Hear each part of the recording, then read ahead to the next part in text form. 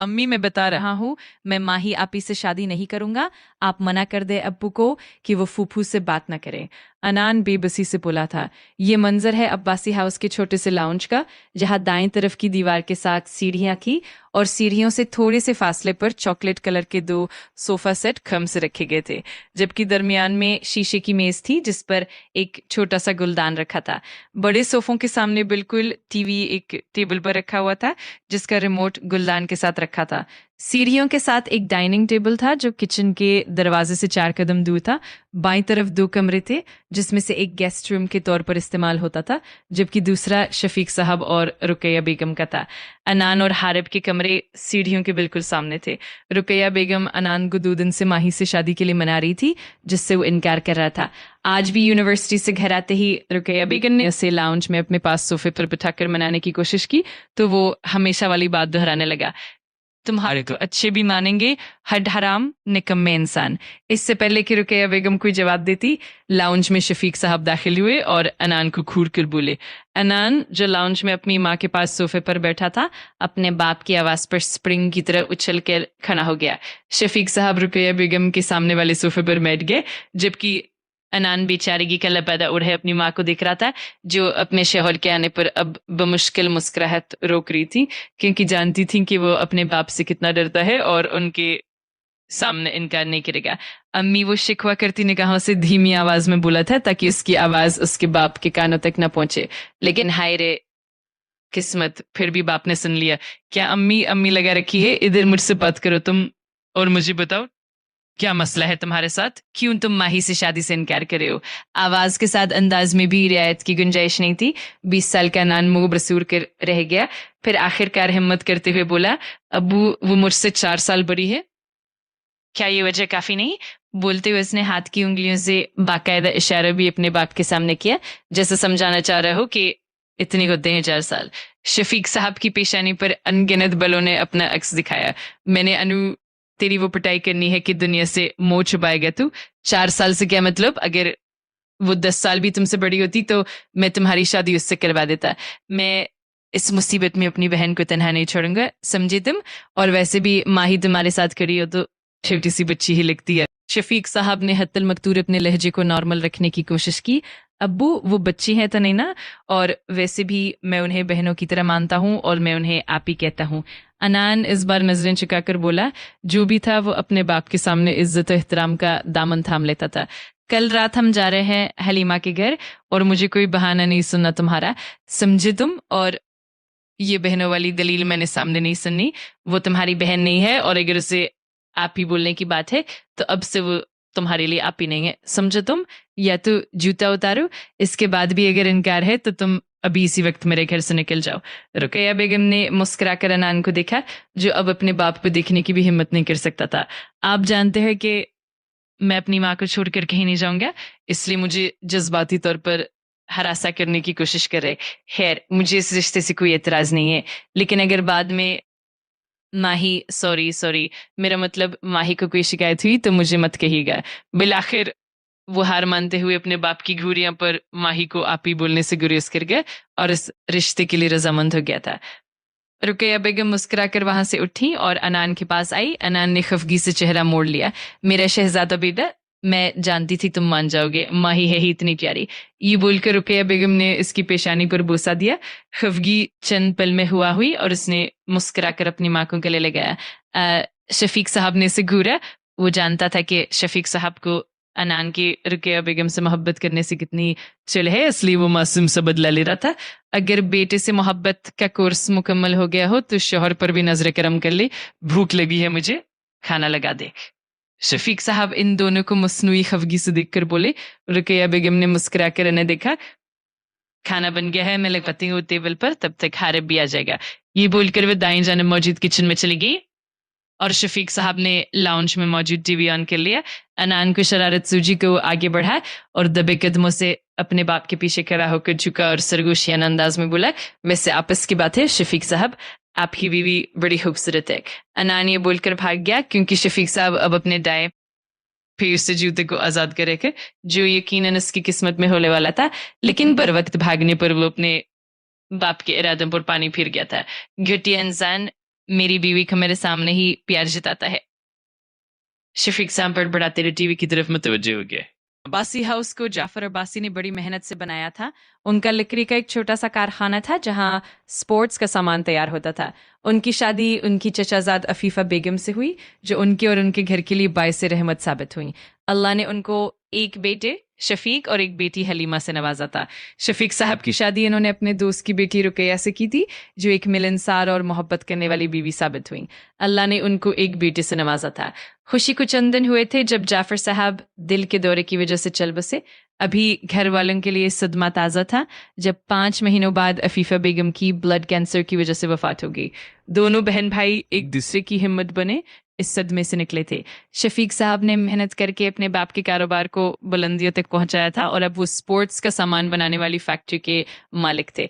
3 साल बाद अल्लाह ने उनको दूसरे बेटे से नवाजा था। बड़ा बेटा अनान जो 20 साल का था और यूनिवर्सिटी में ज़ेर तालीम था, जबकि छोटा बेटा हारिब जो 17 साल का था और कॉलेज में FSC प्री मेडिकल कर रहा था। बेटी जैसी नेमत से वो महरूम रह गए थे। हलीमा की शादी उन्होंने अपने चचाजाद भाई के बेटे से की थी, जिसका नाम अब्बास आलम था। अब्बास का ताल्लुक एक मुतवस्सित तबके से था। उनकी 2 बेटियां थी। बड़ी महासा जो यूनिवर्सिटी मुकम्मल करके अब इंटर्नशिप पर यूनिवर्सिटी में लेक्चर देती थी, और खुशकिस्मती से अनान अब्बासी की टीचर के ओहदे पर भी फाइज थी। छोटी बेटी नमा आलम 15 साल की थी और 9वीं जमात की तालिबा थी। सब कजन्स में मोहब्बत भरी नोकझोंक चलती रहती थी। 2 साल पहले महासा की मंगनी नमीर नामी इंसान से हुई थी, जिसके घर वाले काफी लालची साबित हुए थे। 15 दिन रह गए थे शादी में जब इन्होंने अब्बास साहब से एक कार और जहेज का मुतालबा किया।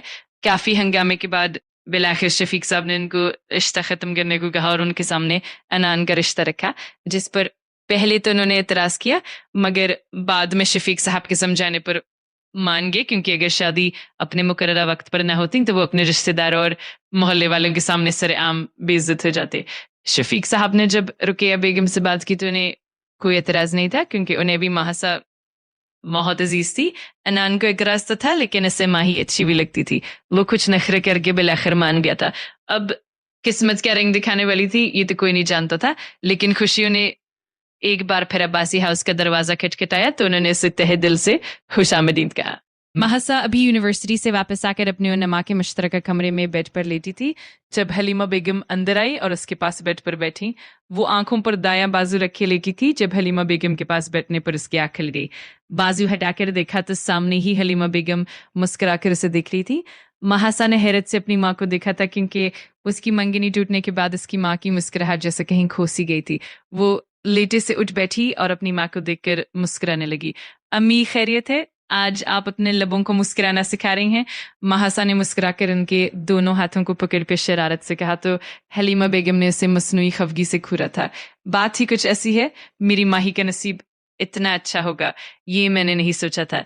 महासा तलखी से मुस्कुराते हुए अपनी माँ से जवाब में बोली, अम्मी अगर इतनी ही मैं खुश नसीब होती तो यूं बेमोल ना होती दुनिया की नजरों में। खैर नसीब से कैसा शिकवा कर सकती हूँ, अल्लाह ने बनाया है इसे, यकीनन जो हुआ है मेरे हक में बेहतरीन हुआ है। मनफी और मुस्बत दोनों पहलू उसकी बातों में बेखवक्त पाए जाते थे। इसकी माँ ने इसे गौर से देखा। गंदमी रंगत जिसमें अब पीलाहट नुमाया होती थी, काले सिल्की बाल जिनकी चितिया बनी होती, लंबी दाज हमदार पिलकें, काली आंखें जहां इस वक्त सिर्फ वीरानी थी, चमकते जैसे कहीं खोसी गई थी, बारीक से हल्के गुलाबी लब जो मुस्कुराना भूल गए थे, दाएं गाल पर पड़ता हल्का सा डिम्पल, तीखे नए नक्श, पतली सी नाक। गरज वो किसी को भी अपनी तरफ मुतवज्जो करने की खासियत रखती थी। हलीमा बेगम मुस्कुराते हुए उठी और इसकी पेशानी पर बोसा दिया। तुम मुझसे पूछो कि तुम कितनी खुशनसीब हो, तुम्हारे तवस्सुल से खुदा ने मुझे ममता के ओहदे पर फाइज किया। खैर मुझे बातों में मत लगाओ, मुझे तुमसे बहुत जरूरी बात करनी है। हलीमा बेगम ने उसके दाएं गाल पर अपना हाथ रखा तो वो सवालिया नजरों से देखने लगी। तुम्हारे मामू और तुम्हारे अब्बू चाहते हैं कि तुम्हारी शादी इसी तारीख पर हो जिस पर तय हुई है, इसलिए अम्मी दिल है कि बगैर शादी होगी आपी की। इससे पहले कि हलीमा बेगम अपनी बात मुकम्मल करती, कमरे में दाखिल होती नमा ने उनकी आखिरी बात सुन ली और बिला तरद्दुद अपनी जबान के हथियार से उनकी बात को दरमियान में से बेदर्दी से काटा। हलीमा और महासद दोनों ने इसे घूरा। वो मुस्कुराकर बेड पर उनके पास बैठ गई और अपने लबों पर दाएं हाथ की शहादत वाली उंगली रखकर उन दोनों को देखने लगे, गोया यकीन दिला रही हो कि अब नहीं भूलेगी। हलीमा बेगम ने सर झटक कर अपनी तमाम तवज्जो एक बार फिर महासा की तरफ की। बेटा, तुम्हारे शफीक मामू तुम्हें अपनी बेटी बनाकर अपने घर ले जाना चाहते हैं। मतलब ये कि उन्होंने अनान के लिए तुम्हारा रिश्ता मांगा है, जिस पर तुम्हारे अब्बू ने हामी भर ली है। आज रात बस वो एक रस्म अदा करने के लिए आ रहे हैं। और अम्मी शदीद बेयकीनी और सदमे की कैफियत में इसके लबों से बस यही निकला था, जबकि पास बैठी नमा के चेहरे पर खुशी देखने लायक थी। इससे अपने अनान भाई से कुछ ज्यादा ही मोहब्बत थी, और ये सच था कि वो नमा की हर छोटी सी फरमाइश पूरी करने की कोशिश करता था, हालांकि वो अक्सर ऐसा नहीं कर पाता था। तुम्हें कोई एतराज है माही? अम्मी, मुझे तो कोई एतराज नहीं। आप बस मामू को हाँ बोल दे। कितना मजा आएगा जब अनान भाई हमारे घर आया करेंगे और मैं इस खजूर हारिब का नाम जो नमा ने रखा था की शिकायतें लगाऊंगी और फिर उसकी पिटाई होगी उनसे। हाय, कितना मजा आएगा। हलीमा बेगम ने बाकायदा सर पीट लिया था नमा की चलती जुबान पर, जबकि महासा अभी भी बेयकीनी से उन्हें दिख रही थी। नमी, अगर अब तुम बोली तो मुझसे बुरा कोई नहीं होगा। हलीमा बेगम का इस बार लहजा काफी सख्त हो गया था। नमा ने मनबसूर करन को देखा और बेड से उठकर कमरे के दरवाजे की जानिब बढ़ी। इससे पहले कि वो पलटकर अपनी जुबान की जौहर फिर से दिखाती, हलीमा बेगम ने वहीं से अपना जूता लेकर उसका निशाना बांधा, जो नमा ने दरवाजा जल्दी से खोलकर बाहर की जानिब भागकर हटा किया। अम्मी, आप जानती है वो बदतमीज मुझे एक आंख नहीं भाता, यूनिवर्सिटी में अलग परेशान करता है, जो बस सारी जिंदगी के लिए सर पर बिठा लूं। महासा ने दांत पीसे थे जैसे दांतों के नीचे अनान की गर्दन हो। माही, वो बस तुम्हें तंग करता है, वरना इस जैसा प्यारा बच्चा तो हमारे सारे खानदान में कहीं नहीं है। खैर, मैं यहाँ तुम्हें तुम्हारे अब्बू का फैसला बताने आई थी। अब हमारी इज्जत तुम्हारे इनकार और इकरार पर मुनहसर है। हलीमा बेगम की आखिरी बात पर इसने आंखें चौड़ी करके देखा, जैसे कह रही हो क्या ये इमोशनल ब्लैकमेलिंग नहीं। हलीमा बेगम ने मुश्किल मुस्कुराहट को लबों को जोर से दबा के रोका। अम्मी, मुझे अब्बू के किसी फैसले से कोई एतराज नहीं है। नमीर की दफा भी मैंने इनके फैसले की पासदारी खुद पर फर्ज समझी थी और अब भी ऐसा ही होगा। लेकिन अम्मी, आप खुद बताए हुए 4 साल मुझसे छोटा है और मुझे आप ही कहता है, क्या ये इसके साथ नाइंसाफी नहीं? महासा की बात पर हलीमा बेगम ने अपनी मुस्कुराहट को लबों से आजाद किया। जितनी तुम पतली हो वो तुम्हारे साथ खड़ा हो तो तुमसे 4 साल बुरा लगता है, और रही आप ही की बात तो तुम कौन सा इसकी समी बहन हो। अब ये सलता पीर के बगैर जो वजूहात है इनका पीछा छोड़ो और रात को अच्छे से तैयार हो जाना, क्योंकि तुम्हारे मामू की सारी फैमिली हमारे घर आ रही है और हमारी ये कोशिश है कि रमजान से पहले तुम दोनों की शादी हो जाए। हलीमा बेगम ये बोलकर अपनी अपनी जगह से उठकर पलटी और कमरे से बाहर निकल गई। महासा ने हैरत से इनकी पिश्त को देखा। ये सच था कि वो अपने माँ बाप को इनकार नहीं कर सकती थी, लेकिन अनान को अपनी जिंदगी के सफर में हमराही कभी नहीं बनाना चाहती थी। इस आनू के दिमाग में ठिकाना लगाती हूँ, इसकी हिम्मत कैसे हुई मुझसे शादी के लिए हाँ कहने की। महासा खुद से बड़बड़ाई और कमरे में मौजूद ड्रेसिंग टेबल पर रखे अपने मोबाइल को उठाकर उसका नंबर मिलाने लगी। बेल तो जा रही थी, लेकिन कॉल वो उठा नहीं रहा था। कब तक भागोगे नालायक इंसान? तुम आज घर तो आओगे, फिर देखती हूँ मैं तुम्हें। महासा खुद से बोलकर कमरे में मौजूद वाशरूम की तरफ चली गई। सफेद कलर की शलवार कमीज पहने, बालों को जेल से सेट किए और परफ्यूम की खुशबू की हर सू बिखेरते वो अपने घर वालों के साथ हलीमा बेगम के घर दाखिल हुआ था। चेहरे पर हल्की सी दाढ़ी और लबों पर मुस्कुराहट थी।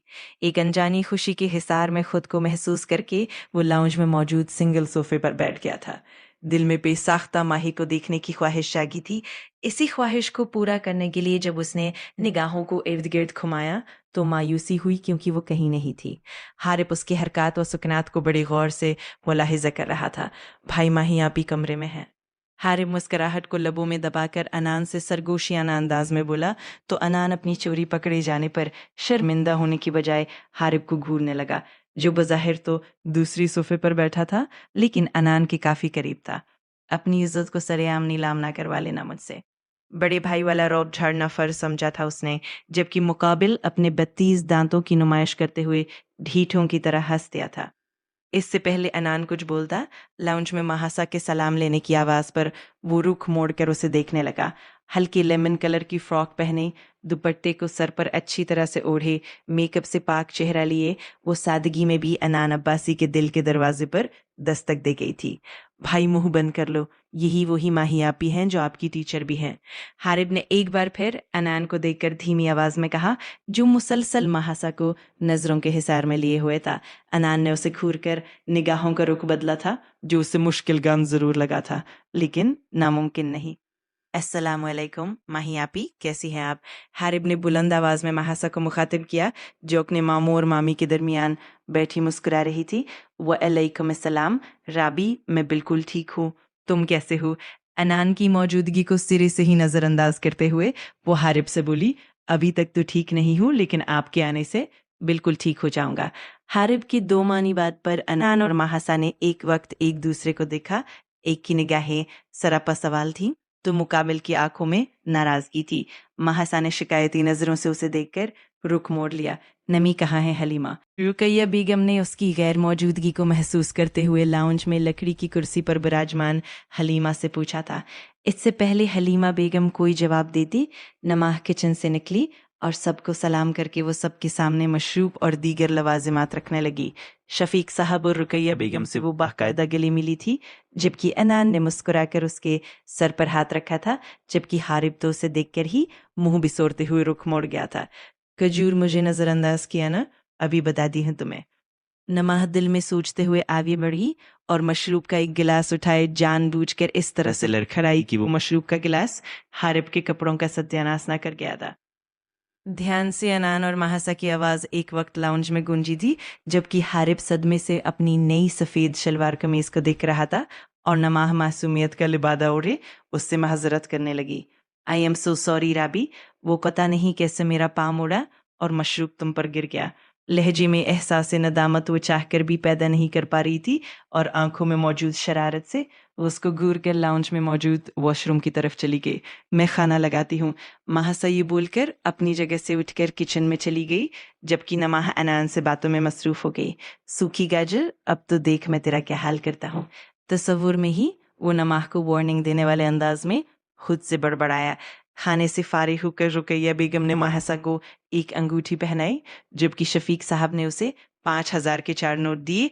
आंखें लम्हे में नम हुई थी, लबों पर कपकपाहट थी। हलीमा बेगम ने उसे अपने हिसार में लेकर उसे चुप करवाने की कोशिश में अपने जब्त का दामन भी छोड़ दिया था। फिर रुकैया बेगम ने आगे बढ़कर उन दोनों को चुप करवाया। लड़कियों के इन आंसुओं की कीमत शोहर बेचारे सारी उम्र भुगतते हैं। अनान बड़बड़ाया तो हारिब ने बमुश्किल मुस्कुराहट को लबों को आपस में पिवस करके रोका। 3 घंटे वहां रुकने के बाद वो वापसी के लिए रवाना हुए थे। इस दौरान महासा को बिल्कुल भी मौका नहीं मिला था अनान से बात करने का। सुबह यूनिवर्सिटी में बात करने का सोचकर वो पुरसुकून होकर सो गई थी। घड़ी पर वक्त देखते ही वो पुफ्त का शिकार हुई थी, क्योंकि ये उसके लेक्चर का वक्त था। बहरहाल जिम्मेदारी निभाने के लिए वो उठी और अपने डिपार्टमेंट से सीधे बीबीए डिपार्टमेंट की तरफ गई, जहां 5वें सेमेस्टर की क्लास में उसका माशियात का लेक्चर था।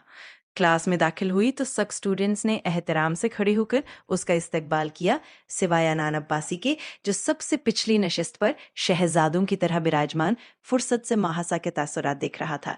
महासा की पेशानी पर एक वक्त 2-3 बलों ने अपनी जगह बनाई थी। वो चाहने के बावजूद भी अपना लहजा नॉर्मल ना रख सकी। Mister Anan Abbasi, stand up.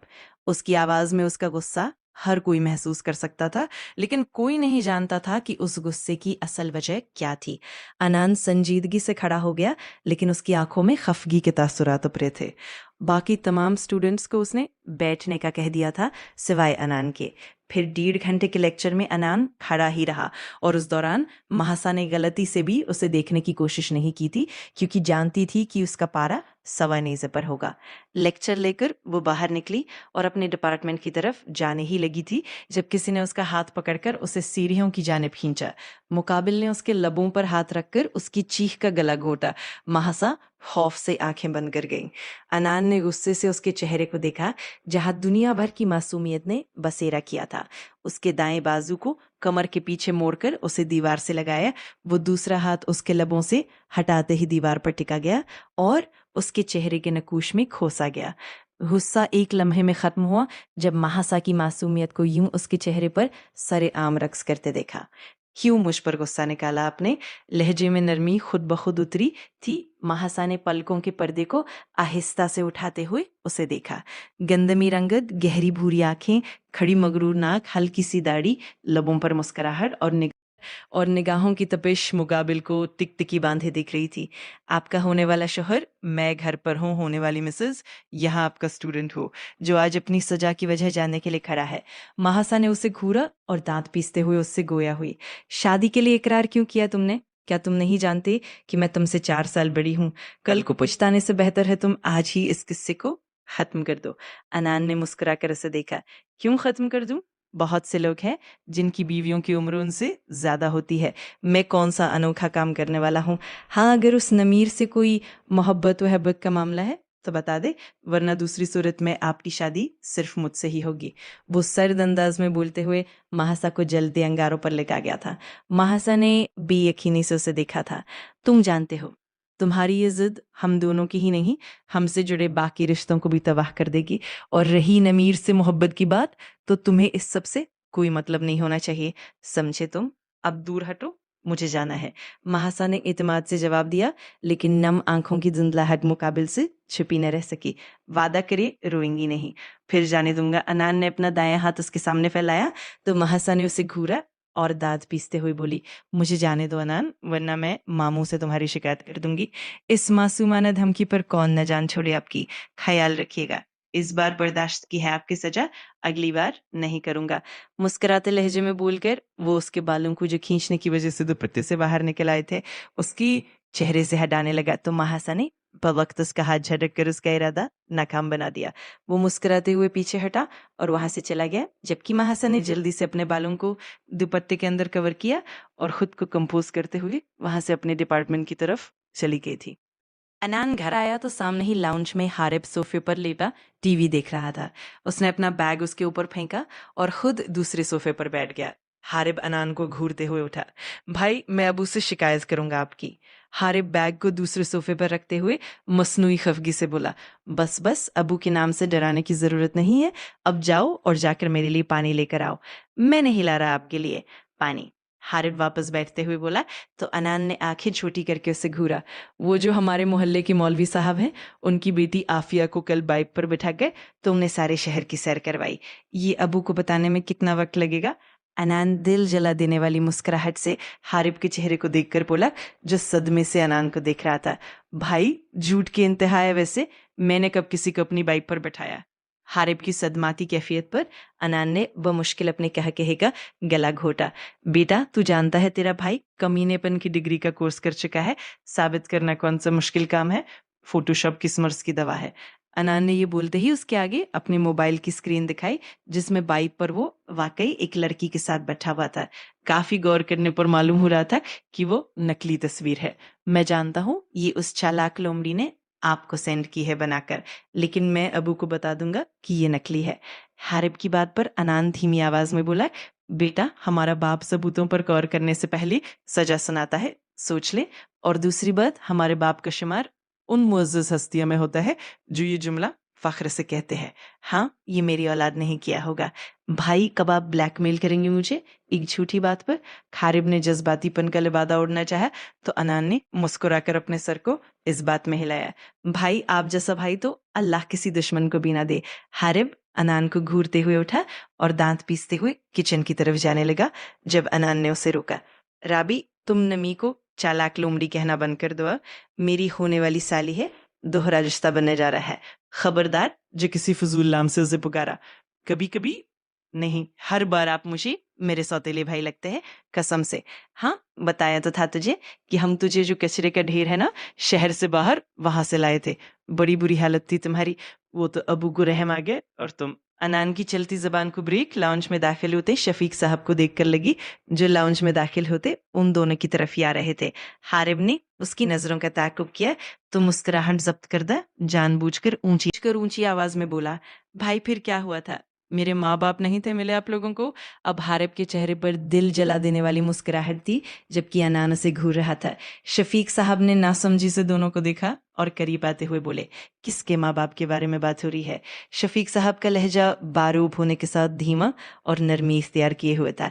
अनान ने इल्तजाई नजरों से हारिब को देखा, जो मुस्कुराहट जब्त करते अपना सर नफी में हिला रहा था। अबू वो भाई, हारिब अबू के लिए पानी लाओ, तब तक मैं अम्मी को बुलाता हूँ, जो नरबिस हाला हमसायों की औरत का नाम के घर भी है। अनान मोबाइल को एक हाथ से दूसरे हाथ में लहराते हुए बोला। हारिब उसकी बात का मतलब समझते ही मुंह बिसोर कर किचन की तरफ चला गया। अबू मैं अम्मी को बुला कर लाता हूँ। शफीक साहब सवालिया नजरों से अनान को देख रहे थे, जब अनान ये बोलकर वहां से भागने वाले अंदाज में बाहर की तरफ गया था। इंतहाई कोई ढीठ और निकम्मी औलाद है मेरी, शफीक साहब बड़बड़ाते हुए हारिब की तरफ मुतवज्जे हो गए, जो किचन से पानी ला रहा था। अगले दिन वो यूनिवर्सिटी पहुंची तो पार्किंग एरिया में ही अनान अपने एक दोस्त के साथ बातें कर रहा था। वो उसे मुकम्मल नज़रअंदाज करते हुए वहां से जाने लगी तो अनान के अल्फाज उसे रुकने पर मजबूर कर गए थे। बस हमजा, क्या बताऊं, अबू ज़बरदस्ती कर रहे हैं मेरे साथ, हालांकि माही 4 साल बड़ी है मुझसे। अनान की महासा की तरफ पीठ सी, जबकि हमजा का चेहरा महासा को साफ नजर आ रहा था। महासा का दिल शिद्दत से चाहता कि जमीन फटे और वो उसमें समा जाए। इस कदर उसकी जात बेईमानी थी, ये सोच ही उसके हवास तलब कर रही थी कि अनान के साथ शफीक साहब जबरदस्ती कर रहे हैं। आहिस्ता से कदम उठाते हुए वो खुद को कंपोज करके वहां से जा चुकी थी, लेकिन आंखों में धुंधलाहट कदमों की मजबूती को आजमाने का काम बखूबी कर रही थी। गई क्या? अनान ने हमजा से धीमी आवाज में पूछा, तो हमजा ने मुस्कुराते हुए उसके दाएं कंधे पर पंच मारा। जलील इंसान, वो तो खप की जा चुकी है। अनान ने जल्दी से रुख मोड़ा, लेकिन वो जा चुकी थी। हाय, इनको तंग करने का भी अलग ही मजा है। मुझे तो लगा था एक आध सुनाकर जाएंगी, लेकिन ये ट्रेन तो बिना रुके ही चली गई। अनान दाएं हाथ को अपने सीने पर रख के हमजा पर गिरने वाले अंदाज में पीछे हुआ। हमजा ने बवक्त से थामा था। बेटा, इतना तंग करना जितना तुमने बाद में सहना है। हमजा उसे खुद से दूर धकेलते हुए बोला, तो अनान ने उसे घूरा। तुमसे बड़ा कमीना नहीं हूं मैं। अनान ये बोलकर यूनिवर्सिटी के अंदर की तरफ भागा, क्योंकि हमजा अपनी आस्तीन छुपाते हुए उसकी तरफ बढ़ रहा था। उसके भागने पर वो भी उसके पीछे भागा था। महासा ने उस दिन के बाद जैसे खामोशी इख्तियार कर ली थी। शादी की शॉपिंग में भी वो सर दर्द का बहाना बनाकर जाने से टाल देती थी। वक्त का काम है गुजरना, सो वो गुजर ही जाता है, चाहे जैसा भी हो। महासा ने यूनिवर्सिटी से 1 हफ्ते की छुट्टियां ले ली थी। आज मेहंदी का दिन था और उन दोनों की मेहंदी की रस्म एक साथ होनी थी। अब्बासी हाउस को रंग बिरंगी रोशनियों से सजाकर उस घर की रौनक को दुगना किया गया था। हलीमा बेगम के ससुराली रिश्तेदार भी वहां ही मदऊ थे। महासा पीले रंग की फ्रॉक पर फूलों के जेवर पहने, दुपट्टे को सर पर अच्छे से सेट किए, गुलाबी लिप ग्लॉस लगाए, बहुत खूबसूरत लग रही थी। गंदमी रंगत बिना मेकअप के चमक रही थी। गुलाल की कमी पहलू में बैठे अनान ने पूरी कर दी थी, जो किसी रियासत के शहजादे की तरफ उसके साथ सफेद शलवार कमीज पहने, गले में मैरून कलर की चुनरी को मफलर की तरह ओढ़े, मुस्कुराते हुए पास बैठी महासा पर हर 2 मिनट के वक्फे के बाद नजर डालकर उसे खुद में सिमटने पर मजबूर कर रहा था। इंतहाई कोई नजरबाज इंसान हो तुम। महासा उसके मुसलसल खुद को देखने पर झिंझलाकर बोली, तो अनान ने मुस्कुराहट को लबों में दबाकर रोकने पर मजबूर किया। अभी तो मैंने कुछ भी नहीं किया, लेकिन कल की गारंटी मेरे पास नहीं है। अनान की दूमानी बात पर महासा ने उसे घूरा और दांत पीसते हुए बोली, तुमसे हर किस्म की तवक्को की जा सकती है ताड़ू इंसान, और कल की कल देखी जाएगी। जवाब में अनान ने कुछ कहने के लिए मुंह खोला ही था कि स्टेज पर हारिम और नमा लड़ते हुए उन तक पहुंचे। चुड़ैलों के मुंह नहीं लगता, जाओ यहां से।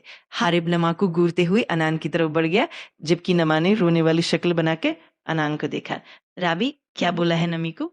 तुम्हें जरा तमीज नहीं है कि घर आए मेहमानों से कैसे बात करते हैं? अनान ने धीमी मगर सख्त आवाज में हारिब को डांटा, तो स्टेज पर मौजूद बाकी तीनों पर जैसे सख्ता तारी हो गई।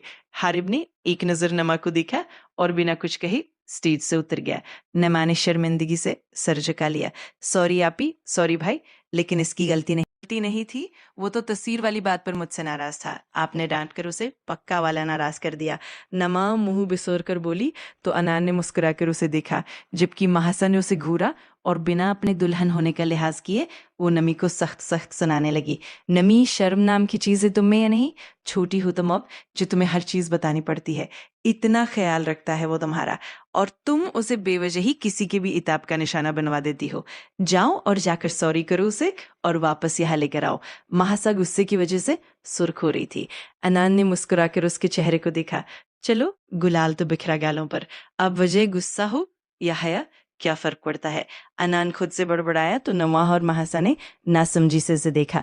नमी, जल्दी जाओ, राबी को बुलाकर लाओ, वरना तुम्हारी आपी जिन नजरों से मुझे देख रही है, मुश्किल है कि मैं तुम्हारी वापसी तक जिंदा रहो। अनान डरने की एक्टिंग करते हुए बोला तो नमा मुस्कुराते हुए स्टेज से उतरकर हारिब की तरफ चली गई। आइंदा अगर तुमने राबी को बेवजह डांटा तो मुझसे बुरा कोई नहीं होगा तुम्हारे लिए, महासा ने उसे घूरते हुए वार्निंग दी थी, जबकि अनान मुस्कुराकर थोड़ा सा उसकी तरफ झुका और बोला, यकीन मानिए मेरा, आपसे ज्यादा बुरा इस तकरीब में कोई नहीं है। महासा जो उसके झुकने की वजह से थोड़ा सा पीछे हुई थी, उसकी बात पर उसकी नजदीक हुई और उसी के अंदाज में बोली, मना कर दो शादी से, अभी भी वक्त है तुम्हारे पास। उसकी बात पर अनान ने बमुश्किल अपने अंदर उठते गुस्से को हाथ की मुट्ठी बनाकर कंट्रोल किया था और फिर बिना कुछ कहे स्टेज से उतरकर अपने दोस्तों की तरफ चला गया। महासा की नजरों ने दूर तक उसका पीछा किया था। हारिब गुस्से से वापस अपने कमरे में आ गया था। नमा भी उसके पीछे उसे ढूंढते हुए कमरे में आई, जिसका दरवाजा खुला था और वो बेड पर तिरछा सा आंखें मूंद कर लेटा था। नमा ने आहिस्ता से कदम बढ़ाए और गला तर करते हुए बोली, राबी सॉरी। उसकी बात पर हारिब ने कोई जवाब नहीं दिया। नमा आगे बढ़ी और उसका हाथ पकड़ने लगी तो हारिब ने आंखें खोलकर उसे तकरीबन खुद से दूर धकेला। मुझे नहीं करनी तुमसे कोई भी बात, जाओ यहाँ से। हारिब बहुत कम गुस्सा करता था, लेकिन जब कोई बात उसे हर्ट करती थी वो ऐसा ही रद्द अमल जाहिर करता था। वो बमुश्किल खुद को संभालते हुए भी कंट्रोल ओ देता था। नमा ने आंखें जोर से बंद कर ली और मुजरिमाना अंदाज में बोली, देखो, तुम मेरे बेस्ट फ्रेंड हो, मैं मानती हूँ मैंने गलत किया, भाई को तुम्हारी वो तस्वीर देकर और फिर भाई ने तुम्हें जो मेरी वजह से डांटा उसके लिए भी सॉरी। जो बात तुम्हें हर्ट हुई उसके लिए भी सॉरी। आइंदा नहीं करूंगी ना ऐसा कुछ, पक्का प्रॉमिस। अब तो माफ कर दो मुझे। हारिब ने उसके भीगे लहजे पर उसके झुके सर को देखा और चलते हुए उसके करीब आया। 2 कदम के फासले पर रुककर उसे देखा, जो बाकायदा सौ कर रही थी। लड़ाई अपनी जगह थी, लेकिन वो कभी नमाह को रोते हुए नहीं देख सकता था। अच्छा, तुम्हारा सॉरी सिर्फ एक शर्त पर एक्सेप्ट करूंगा, बोलो मंजूर है? हारिब की बात पर उसने सर उठाया। काली आंखों में मौजूद नमी भीगी पलकों पर शबनम की मोतियों की तरह चमककर मुकाबिल के दिल में नया एहसास जगा गई थी। हारिब ने जल्दी से नजरों का जाविया बदला और खुद को कंपोज करते हुए बोला, तुम वलीमे तक मेरी सारी बातें मानोगी। हारिब की बात पर वो मुंह बिसोर कर रह गई कि तुम मुझे 3 दिन तक अपनी बात मानने को कह रहे हो राबी। नमाह का सदमा हद से सवा था। चेहरे पर मासूमियत मुकाबिल को कुछ अनोखे एहसास से मुतारिफ करवा रही थी। हाँ बिल्कुल, अगर मेरी माफी चाहती हो तो। नमा ने दिल ही दिल में उसे हजारों गालियों से नवाजा, लेकिन चेहरे पर मुस्कुराहट लाते हुए बोली, मुझे मंजूर है, अब चलो, स्टेज पर आप ही बुला रही है। ये बोलकर उसने हारिब का हाथ पकड़ा और वहां से नीचे स्टेज की तरफ बढ़ गई। हारिब बिना एहतिजाज के उसके साथ चल रहा था, लबों पर मुस्कुराहट और रगों में जैसे खुशी सरायत कर गई थी, जिसे समझने से फिलहाल वो कासिर था। अगला दिन दोनों घरानों के लिए खुशियों भरा था। बारात का इंतजाम एक करीबी मैरिज हॉल में किया गया था। ऑफ वाइट कलर की शेरवानी पहने, भूरी आंखों में एक ना खत्म होने वाली चमक और लबों पर मुस्कुराहट थी। वो स्टेज पर बैठा अपनी खुशियों का खैर मकदम कर रहा था। दूसरी तरफ सुर्ख रंग के लहंगे में अच्छी तरह से मेकअप किए, तमाम जेवरात को पहने, सर पर जालीदार दुपट्टे का घूंघट ओढ़े, वो फितरतन घबराहट का शिकार होते हुए अपनी खूबसूरती में और इजाफा कर रही थी। थोड़ी देर बाद अब्बास आलम, हलीमा और एक मौलवी साहब के हमरा ब्राइडल रूम में दाखिल हुए और उन्होंने शफकत से महासा के सर पर हाथ रखकर उसे अपनी मौजूदगी का एहसास दिलाया था। महासा की आंखें लम्हे में नम हुई थी। गुजरा बचपन एक फिल्म की तरह उसकी आंखों में दौड़ने लगा था। होश तो दबाया जब हलीमा बेगम ने उसके कंधे पर हाथ रखा था। माही, बेटा मौलवी साहब कुछ पूछ रहे हैं। हलीमा की आवाज पर वो दोबारा से मौलवी साहब की तरफ मुतवज्जे हुई। महासा, अब्बास वलद अब्बास आलम, आपका निकाह अनान शफीक वलद शफीक अब्बासी से बअवज 50,000 रुपए सिकराइजुल वक्त तय पाया है। क्या आपको ये निकाह कबूल है? वो मुझसे 4 साल बड़ी है। कबूल है। महासा के कानों में अनान के उस दिन वाले अल्फाज गर्दिश करने लगे थे। मौलवी ने दोबारा वही कलिमात दोहराए थे। अबू जबरदस्ती कर रहे हैं। कबूल है, मैं कौन सा अनोखा हूं जो खुद से बड़ी लड़की से शादी कर रहा हूं। कबूल है, आखिरी बार कबूल है कहकर उसने सख्ती से आंखें बंद की थी। मुस्बत और मनफी दोनों ख्यालात ने उसके जहन को घेरे में ले लिया था। अनान से जाकर भी मौलवी साहब ने इजाब व कबूलियत लेकर उसी मुबारकबाद दी और आने वाली जिंदगी की दुआ करके स्टेज से चले गए। थोड़ी देर बाद जब महासा को स्टेज पर लाया गया तो वो बेसाख्ता अपनी जगह से उठकर महासा की तरफ बढ़ा था। घूंघट में भी वो उसके दिल की धड़कनों को रक्स करने पर मजबूर कर गई थी। स्टेज से नीचे खड़ी महासा की तरफ उसने हाथ बढ़ाया तो महासा ने एक नजर उसे देखकर उसके हाथ में अपना दाया हाथ रखकर स्टेज के ऊपर चढ़ते हुए उसके हमराही वहां मौजूद नशिस्त पर विराजमान हो गई। थोड़ी देर बाद खाने का दौर चला तो सब लोग खाने की तरफ मुतवज्जे हो गए। अनान मौका गनीमत देखकर महासा की तरफ थोड़ा सा झुका और बोला, वल्लाह आज आप बहुत हसीन लग रही हैं। न जाने दिल आपकी आंखों में अक्स क्यों देखना चाहता है, लेकिन यकीन करें आज मैं आप ही की बहुत तारीफ करने वाला हूँ। अनान की आखिरी बात पर महासा ने दांत पीसे थे। झूठा इंसान, वो बड़बड़ाई तो अनान ने बमुश्किल मुस्कुराहट को लबों पर रोका था, लेकिन वो फिर भी मुकाबिल को छिप दिखा कर गई थी। रुखसती तक अनान ने उसे जज कर दिया था, लेकिन महासा भी ढीठ बनी खामोशी से उसे सुनती रही। अनान को लग रहा था कि वो शर्म व हया की वजह से खामोश है, जबकि वो बेचारा नहीं जानता था कि ये खामोशी तूफान से पहले की खामोशी थी। हर रुखसती के बाद महासा को कुछ रस्मों के बाद अनान के कमरे में पहुंचा दिया गया था। अनान अपने दोस्तों से फारिग होकर अपने कमरे की तरफ पहुंचा तो दरवाजे पर ही हारिब और नमा खड़े थे। अनान उन्हें घूरते हुए बोला, इधर किस खुशी में तुम दोनों ने बसेरा किया हुआ है, हटो सामने से। भाई पहले पैसे दे। नमा के जवाब पर हारिब ने रुख मोड़ के मुस्कुराहट रोकी थी, जबकि अनान ने आंखों को छोटा करके उन दोनों को देखा। अभी थोड़ी देर पहले 20,000 तुमने एक गिलास दूध के लिए के, जिसमें से सिर्फ एक घूंट मैंने पिया था, और अब फिर से किस चीज के दूं पैसे, और तुम किस खुशी में इसके साथ यहाँ खड़े हो। भाई पार्टनरशिप की है इसलिए खड़ा हूं यहाँ। हारिब मसनूई कॉलर खड़े करते हुए अनान से बोला, तेरी तो कमीने इंसान, अपने भाई का साथ देने की बजाय तुम भी मुझे लूटने वालों में शामिल चुके हो। अनान उसकी तरफ बढ़ा तो नमा दरमियान में आ गई। भाई 20,000 निकाले जल्दी से, वरना सुबह तक हम लोग यही रहेंगे। नमा के जवाब पर अनान ने दोनों को घूरा और अपने बटुए से 5,000 के 4 नोट उसे दे दिए। नमा के हाथ से सारे पैसे हारिब उचक कर नीचे की तरफ भागा था, जबकि नमा चीखते हुए उसके पीछे भागी थी। अच्छी खासी महंगी पड़ गई है ये शादी, शुक्र है अल्लाह का कंगाल होने से बच गया हूँ। अनान बड़बड़ाते हुए कमरे में दाखिल हुआ तो सामने खाली कमरा देखकर उसका दाया हाथ बेसाख्ता सर की तरफ गया था। अब ये कहाँ चली गई? अनान खुद से बड़बड़ाते हुए कमरे में मौजूद स्टडी रूम के दरवाजे की तरफ बढ़ा, जो लॉक था। अनान ने 2-3 दफा दरवाजा खोलने की कोशिश की, लेकिन बेसूद। अनान ने दरवाजे की चाबी ढूंढने की कोशिश की तो चाबी कमरे में कहीं नहीं थी। मेहमानों के ख्याल से वो दरवाजा खटखटाने से गुरेज कर रहा था। माही दरवाजा खोले। अनान धीमी मगर सख्त आवाज में स्टडी रूम के दरवाजे के पास जाकर बोला, लेकिन जवाब नादारत था। अनान ने गुस्से से बंद दरवाजे को देखा और फिर अपना गुस्सा कंट्रोल करते हुए वॉशरूम की तरफ बढ़ गया। शावर लेकर वो बेड पर लेट गया और रात के न जाने कौन से पहर उस पर नींद मेहरबान हुई तो वो पुरसुकून होते हुए सो गया था। अगली सुबह किसी के बुरी तरह झिंझोड़ने और जोर जोर से बोलने की आवाज ने उसे नींद से बेदार किया था। वो बमुश्किल अपनी गनूदगी भरी आंखें खोल पाया था। ये मैं हूँ, मैं हारिब, आपका भाई। हारिब अनान की आंखों के सामने दोनों हाथ लहराते हुए जैसे किसी दीवाने को बावुर करवाने की कोशिश कर रहा था। कौन? वो अभी भी नींद की आगोश में था। हाँ भाई, मैं आपका इकलौता भाई और आपकी इकलौती बीवी का इकलौता देवर हूँ। हारिब उसके कान के पास जैसे चीखा था। अनान हड़बड़ाते हुए उठा था और सामने हारिब को दिख के गुस्से से उसे घूरने लगा। क्या है, सुबह सुबह क्यों मेरे कान के पर्दे फाड़ रहे हो? 11:15 हो चुके हैं भाई, और आपकी अभी सुबह ही खत्म नहीं हो रही। हारिब अनान के सामने अपनी कलाई पर बंदी घड़ी को दिखाते हुए बोला। अनान को झटका सा लगा था। गुजरी शब के तमाम सियाक व सबाक उसके जहन को मुकम्मल बेदार कर गए थे। बेसाख्ता उसने कमरे में अपनी निगाहें दौड़ाई थी, लेकिन बेसूद वो कमरे में कहीं नहीं थी। हारिब ने मुस्कुराकर उसे देखा और शरारत से बोला, भाई माही भाभी सबके साथ नीचे है और अबू आपका इंतजार नीचे लाउंज में शिद्दत से कर रहे हैं। हारिब की बात पर वो मुस्कुराया था। मतलब नाश्ते पर मेरा इंतजार हो रहा है? नहीं भाई, वो तो सब कर चुके हैं, क्योंकि अबू ने कहा था 10 बजे तक जो नाश्ते की मेज पर होगा सिर्फ उसे ही नाश्ता मिलेगा, और अब आप लेट है इसलिए आप अब अपने वलीमे के खाने का इंतजार करे। अनान को झड़का लगा था, बकवास मत करो। मैं नहीं बकवास कर रहा भाई, आप नीचे आकर खुद देख ले। हारिब भी बोलकर कमरे से चला गया, जबकि अदान उठकर वॉशरूम की तरफ चला गया।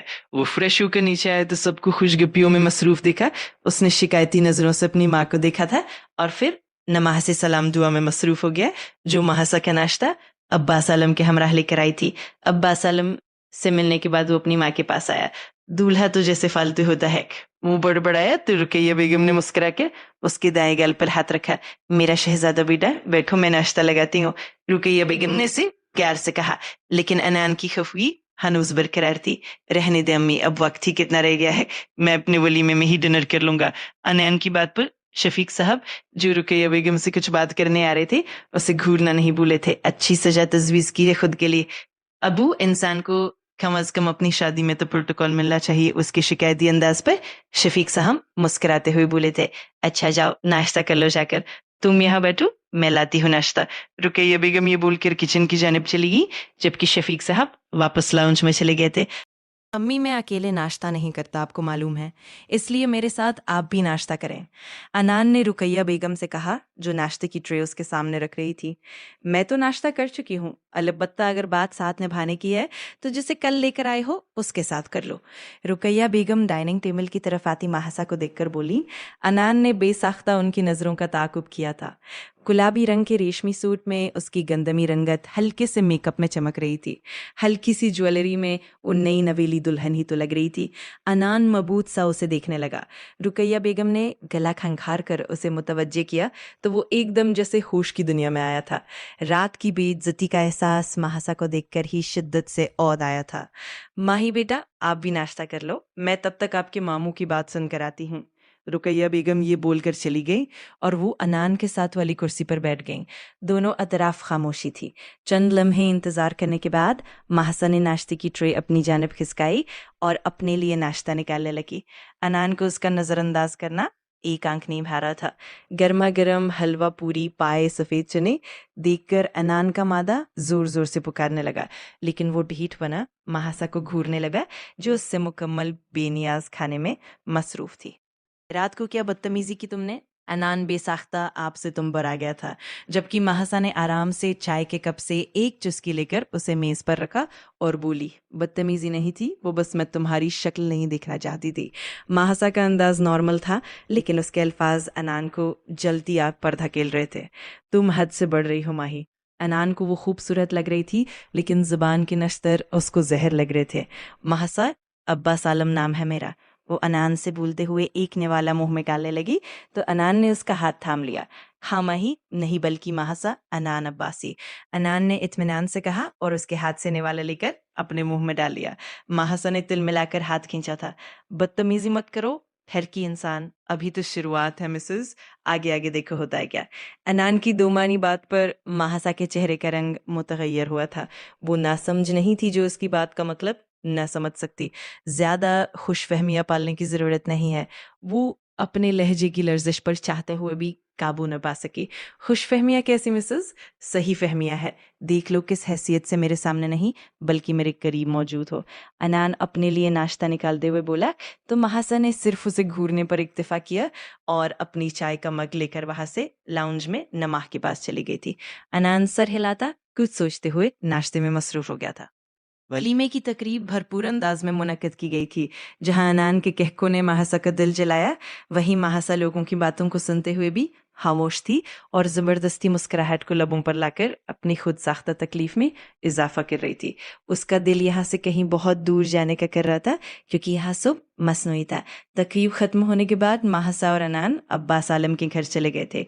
थोड़ी देर सब घर वालों के पास बैठकर वो कमरे में आ गई थी।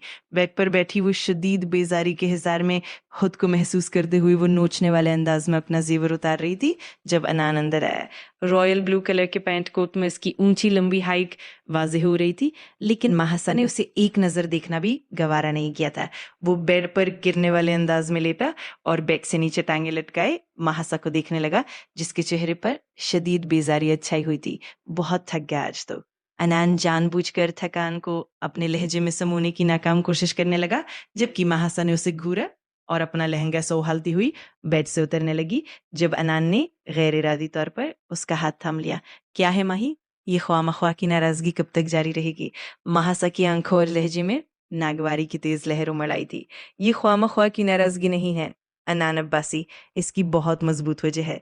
वो अपना हाथ छुड़वाने की कोशिश में हलकान हो रही थी जब मुकाबिल अपनी गिरफ्त को मजबूत करते हुए उठकर उसके मुकाबिल आया था।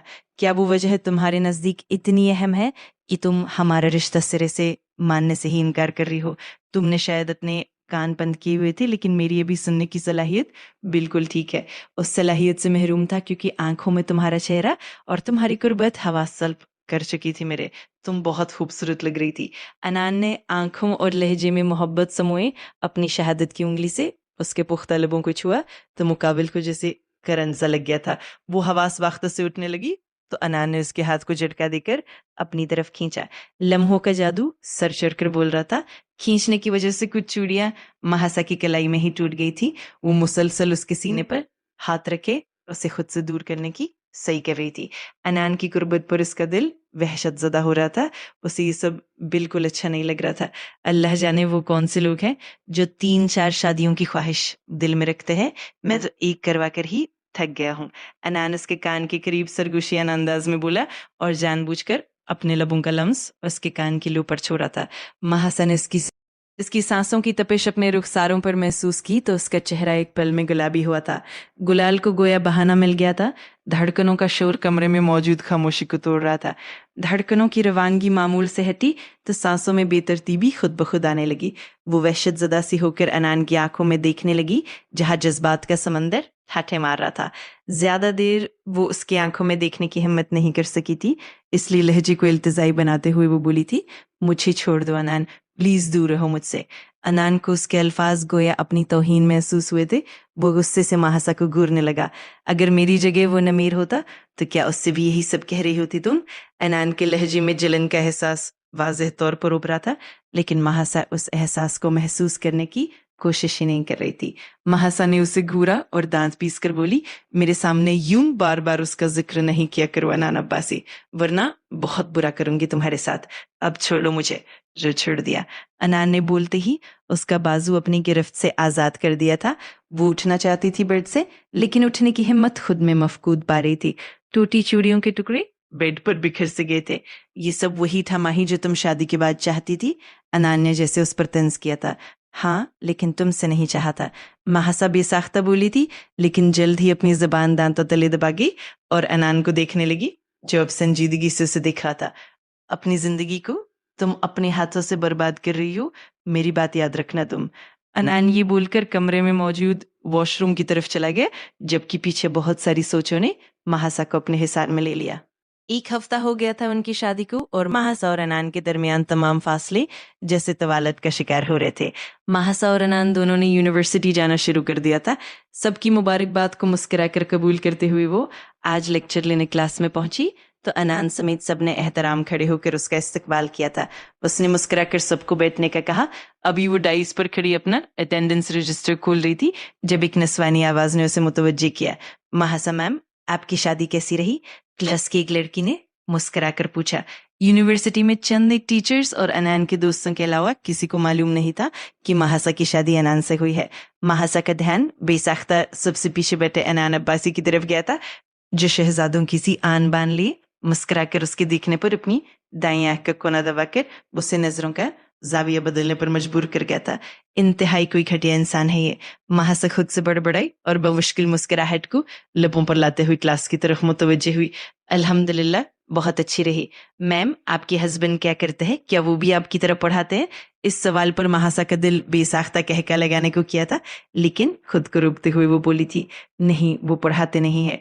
अब आप सबके सवालात खत्म हो गए हो तो लेक्चर की तरफ ध्यान दे, क्योंकि 2 दिन बाद रमजान शुरू हो रहा है और मेरी कोशिश है रमजान में पढ़ाने की बजाय मैप की टेस्ट लो, ताकि आपके सेशनल को कवर किया जा सके। महासा ने संजीदगी का लिबादा उड़ा तो सारी क्लास संजीदा हो गई थी, सिवाय अनान अब्बासी की जो जीठों की तरह से जच कर रहा था। जैसे ही लेक्चर के दौरान महासा की उस पर नजर पड़ती, वो कभी आंख मारकर और कभी फ्लाइंग किस करके उसके चेहरे को मुतगैर कर रहा था।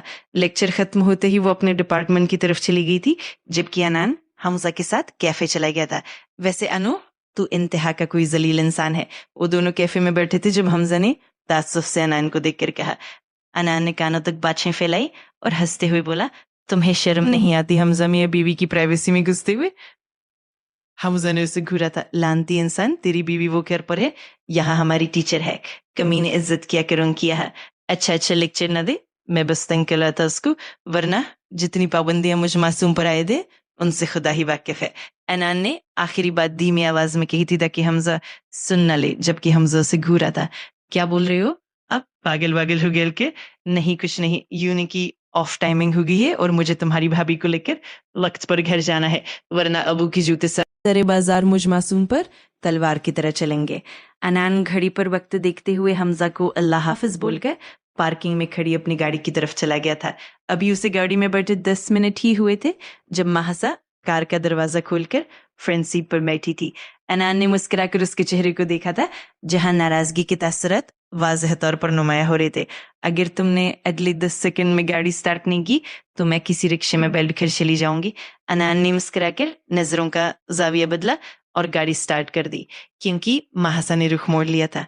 2 दिन बाद रमजान का बाबरकत महीना शुरू हो गया था और अनान के लिए सहरी में उठना दुनिया का मुश्किल तरीन काम था। हारिब भी रमजान में उसे उठाते हुए हलकान हो जाता था। अब ये ड्यूटी खुद ब खुद महासा के कंधों पर आ गई थी। कितनी बार इस नालायक गधे को कहा है उठकर तहज्जुद पढ़ लिया करो, लेकिन नहीं, ऐसे सोता है जैसे दुनिया जहां के कामों की जिम्मेदारी इसके सर पर हो। शफीक साहब डाइनिंग टेबल पर बैठे उस पर तबसरा कर रहे थे जब रुकैया बेगम ने उन्हें हफगी से देखा। क्या करे हैं आप, कुछ तो लिहाज किया करे, शादीशुदा हो गया है अब। रुकैया बेगम की बात पर महासा जो उसे उठाने जा रही थी खुलकर मुस्कुराई थी। हाँ जनाब, वजीर आजम बन गए हैं ना शादी करवा के, जो इनका लिहाज किया करो। शफीक साहब बड़बड़ाते हुए सहरी के खाने की तरफ मुतवज्जे हो गए थे, जबकि रुकैया बेगम ने तासुस से अपना सर नफी में हिलाया था। वो कमरे में आए तो कमरा अंधेरे में डूबा हुआ था। उसने सबसे पहले कमरे की लाइट ऑन की और बेल की तरफ देखा, जहां वो दुनिया जहां से बेखबर बेवसी बायां बाजू लहकाए औंधा होकर सो रहा था। महासा ने वहीं से उसे आवाज दी थी, उठ जाओ, 3:30 हो गए हैं और 4 बजे तक सहरी का वक्त है। लेकिन उसकी ये कोशिश बेसूद रही। फिर वो नजदीक आई और दोबारा वही अल्फाज दोहराए, लेकिन वो शायद पूरा इस्तबल बेचकर सोया था। महासा ने उसे झिंझोड़ने की कोशिश की तो एकदम उसने करवट बदली और महासा बमुश्किल उसके ऊपर गिरते हुए बची। मूंदी आंखों को खोलकर उसने महासा को देखा जो उसके ऊपर तकरीबन झुकी हुई थी। हजारों तरीके हैं शौहर को जगाने के, लेकिन तुम इस मामले में बहुत नालायक साबित हुई हो। महासा ने बमुश्किल धड़कते दिल को संभाल कर खुद को उसकी गिरफ्त से आजाद करवाया। तुम इंतहा के फजूल और ठरकी इंसान हो। महासा ने उसे घूरा। शुक्र करो ये ठरकपन तुम्हें देखकर ही अंदर से निकलता है, वरना लड़कियों की कमी नहीं है दुनिया में। अनान ने शरारत से बेड ग्राउंड से टेक लगाकर कहा तो महासा ने गुस्से से उसे घूरा। तुमसे कुछ भी कहना भैंस के आगे बीन बजाने के मुतरादिफ है। महासा तासुब से बोलकर कमरे से जाने लगी तो वो आवाज बुलंद पीछे से मुस्कुराते लहजे में बोला, इजहार मोहब्बत कर लो बीवी, कसम से बुरा नहीं मानूंगा। महासा पांव पटकती कमरे से चली गई।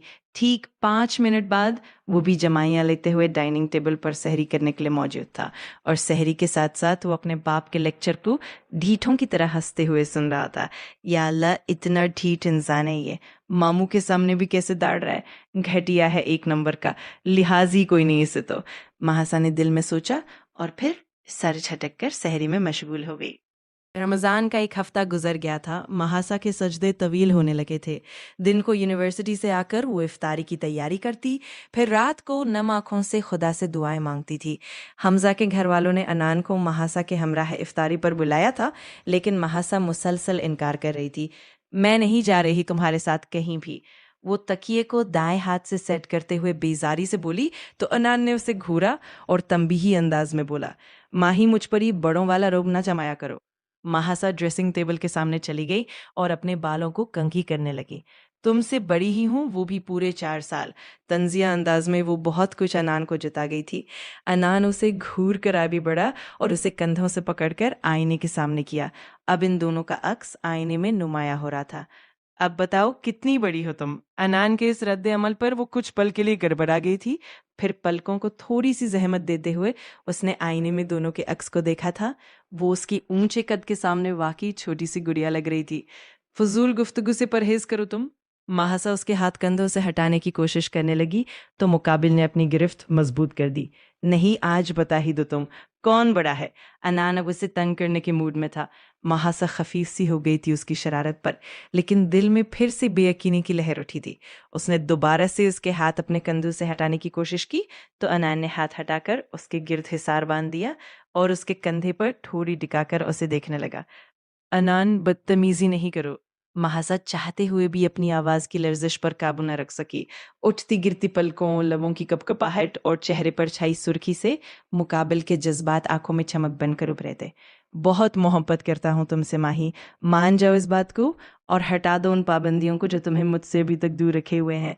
इतना मत सताओ अपने दीवाने को, वो जज्बात की धुनों पर रक्स करना भूल जाए। वो उसके कानों में सरगोशियां कर रहा था, लेकिन महासा को उसके तमाम जज्बात बेमानी लग रहे थे। मोहब्बत या मजबूरी, वो तल्खी से बोली थी, जबकि अनान को उसके अल्फाज मुस्कुराने पर मजबूर कर दिए थे। कौन सी मजबूरी बीवी? मेरे बाप ने कौन सा मेरी कनपट्टी पर बंदूक की नोक रखी थी और कहा था तुमसे शादी कर लो। महासा ने उसे घूरा और उसका हिसार तोड़कर जाने लगी तो अनान ने उसका हाथ थाम लिया। अनान, और गुस्से से चीखी थी। जी अनान की जान। अनान मुस्कुराते हुए बोला, जबकि शरारत आंखों में वाज़ेह रक्स कर रही थी। महासा ने उसे घूरा था। इंतहाई कोई चीप लाइन थी वैसे। अब हाथ छोड़ो वरना मैं चीख चीख कर तमाम घर वालों को इकट्ठा कर लूंगी। वो अनान को धमकी देने वाले अंदाज में बोली तो अनान का कहकहा कमरे में गूंजा था। वैसे बुरा आइडिया नहीं है, चलो दोनों मिलकर चीखते हैं। जब सब घर वाले इकट्ठे हो जाएंगे तो फिर तुम उन्हें बताना कि हम चीख क्यों रहे थे, ठीक है? अनान का अंदाज अभी भी संजीदगी से दूर था। मेरी जिंदगी तो बर्बाद कर चुके हो, अब क्या जान से मारना चाहते हो? महासा का अंदाज पसपाई इख्तियार कर गया था। ये फक्त तो तुम्हारी खुद साख्ता सोचे हैं माही। अपने दिमाग के दरवाजों को खोलो और देखो हमारी ये दुनिया कितनी हसीन है। ये बोलकर अनान ने उसे झटका देकर अपनी जानिब खींचा था। वो कटी पतंग की तरह उसके हिसार में आई थी। हया और बेयकीनी के जज्बात ने जैसे महासा को अपनी जगह साकित कर दिया था। निकाह में वाकई इतनी हद्दत होती है कि हम अपने हमसफर को चाहने पर मजबूर हो जाते हैं। बोलते हुए उसने महासा को कंधों से पकड़कर अपने करीब किया और उसकी पेशानी पर अपनी मोहब्बत का लम्स छोड़ते हुए पीछे हुआ था। बहुत बुरी तरह से इस मोहब्बत की दलदल में गिरा हूं, निकलना भी चाहूं तो सांस रुकने लगती है। तुम चाहते हो ना मैं तुम्हारे साथ हमजा के घर जाऊं, तो प्लीज मुझे छोड़ दो और अपने लफ्जों को जाया मत करो, क्योंकि उनका मुझ पर कोई असर नहीं होगा। माही, तुम जानबूझकर जिंदगी को मुश्किल बनाने की कोशिश कर रही हो। अनान ने तासुफ से कहा था। मेरी जिंदगी मुश्किल नहीं, बदतरीन हो चुकी है तुम्हारी वजह से। महासा के तल्ख अंदाज पर नामहसूस तरीके से अनान ने उसका हाथ छोड़ा था। महासा हाथ छूटते ही सीधे बिस्तर की तरफ गई थी। तो क्या माही वाकई नमीर को पसंद करती है? ये सोच ही अनान के दिल के हजारों टुकड़े कर गई थी। आंखों में वीरानी लिए उसने महासा का देखा था, जो दूसरी तरफ करवटलीज हो गई थी। अनान लातादात सोचों में घिरा, खुद को बेड तक तकरीबन घसीटते हुए लाया था। मेरी उदासियों को जवाल हो, कभी ये भी दुआ करे कोई। मेरे टूटे दिल की कर्शियों पर कभी तुमसे सवाल करे कोई। मैं खुश हूँ मेरे हाल पर, लेकिन वो मलाल तो करे कोई। तुझ बिन जीना है मुहाल है, कभी ये कमाल खत्म करे कोई। रूह को भी अब तकलीफ होती है जब महफिल में तेरा जिक्र करे कोई। रोने से मंजर न बदला दिल की दुनिया का, मेरे दिल से उसे रिहा करे कोई। मुझे जिंदा लाश बना दिया गया है, खुदारा अब मौत की दुआ करे कोई। रात को वो इशा की नमाज से फारिग होकर टेस्ट चेक करने में इतनी महव थी कि अनान कब कमरे में आकर बेड पर उसके पास बैठा उसे खबर ही ना हुई। होश में तो तब आई जब अनान का मोबाइल रिंग करने लगा। महासा ने घबरा कर उसे देखा था। अनान ने एक नज़र उसे देखा और फिर मोबाइल पर नमी कॉलिंग देखकर मुस्कुराया। एक शरारत उसके दिमाग में आई, जिस पर फौरी अमल करते हुए वो कॉल रिसीव कर गया। अस्सलाम वालेकुम भाई, कैसे हैं आप? नमाह की खनकती आवाज पर वो मुस्कुराते हुए बेड से उठकर कमरे में मौजूद खिड़की के पास आ गया और जानबूझकर ऊंची आवाज में बोला, वालेकुम अस्सलाम मेरी जान, मैं बिल्कुल ठीक हूँ, तुम सुनाओ घर में सब कैसे है? अनान के जवाब पर नमाह ने मोबाइल को कान से हटाकर देखा तो अनान का ही नंबर था। ये भाई को क्या हो गया है? उन्होंने तो कभी मुझसे ऐसे बात नहीं की। नमाह खुद से बड़बड़ाते हुए दोबारा अनान से बात करने लगी। भाई आपकी तबीयत ठीक है? नमाह की मुतफक्किर अंदाज पर वो बमुश्किल अपने कहे का गला घोंट गया था, जबकि आंखें उस परी पैकर के चेहरे का तवाफ करने लगी, जो बज़ाहिर तो टेस्ट चेक कर रही थी, लेकिन तमाम हसासा उसके अनान की तरफ मुतवज्जे थे। मेरी जान, मैं बिल्कुल ठीक हूँ, कितनी फिक्र है ना? तुम्हें मेरी। महासा की बॉल पॉइंट पर गिरफ्त मजबूत हुई थी। अनान जानबूझकर अब बेड पर दूसरी तरफ आ गया और बेड क्राउन से टिक लगा, मोबाइल बाएं कान से लगा। वो महासा को बज़ाहिर मुकम्मल नजरअंदाज कर रहा था। भाई क्या हो गया है आपको? मुझे तो आप पागल वागल लग रहे हैं। खैर, मुझे आपसे बहुत जरूरी बात करनी है, खजूर के बारे में। नमाह की बात पर वो मुस्कुराया था। बोलो, मैं सुन रहा हूँ। भाई कल खजूर हमारे घर आया था और अजीब अजीब बातें कर रहा था। मुझे तो लगता है वो पागल हो गया है। नमाह की बात पर वो अपने कह कहे को रोक ना सका। महासा की बर्दाश्त अब जवाब दे रही थी। वो सर झुकाए अभी भी टेस्ट चेक करने में मसरूफ थी। अच्छा ठीक है, अगर ऐसा कुछ है तो मैं जल्द ही अबू से बात करता हूँ। ठीक है भाई, मैं अब फोन रखती हूँ। आप ही को मेरा ढेर सारा सलाम और प्यार दीजिएगा। मुझे अम्मी बुला रही हैं, मैं अब जा रही हूँ। नमाह जल्दी जल्दी बोलकर कॉल बंद कर गई थी जब अनान ने महासा को और तैश दिलाने के लिए मोबाइल को अपने सामने किया और बोला, मिस यू टू जान। ये बोलकर उसने अपने मोबाइल को लबों से लगा लिया और फिर महासा को देखा जो अब टेस्ट समेट कर उठने की तैयारी कर रही थी। अनान ने मुस्कुराहट को लबों पर रोक कर उसे देखा जो बेंच से उतर रही थी। माही, एक कप चाय बना दो, सर में दर्द हो रहा है। अनान की बेचारगी पर वो कर रह गई थी। क्यों, तुम्हारे हाथ टूट गए हैं? खुद जाकर बना लो। महासा पलट कर उसे गुस्से से घूरते हुए बोली, यार थक गया हूँ, बना दो ना। लाओ, तब तक मैं टेस्ट चेक कर देता हूँ। जिस होती सोती से बात कर रहे थे उसे बोलो आकर बना दे, क्योंकि मेरे पास तुम्हारी चौंचले उठाने के लिए वक्त नहीं है। महासा की तेज आवाज पर वो बमुश्किल अपनी मुस्कुराहट को रोक सका था। वो जब आएगी तब उसके हाथ की पी लूंगा। यार अभी तो बना दो। अनान को उसे तंग करने में मजा आ रहा था। तुम पढ़ाई में जीरो हो और अमली जिंदगी में भी धोखेबाज हो तुम। महासा गुस्से से तकरीबन चीखी थी, लेकिन जल्द ही उसका गुस्सा उसकी आंखों से आंसू बनकर रुखसारों को भिगोने लगा। वो रुख मोड़कर कमरे से जाने लगी जब अनान ने जल्दी से उसका हाथ पकड़ कर उसे रुका और अपने हिसार में लिया।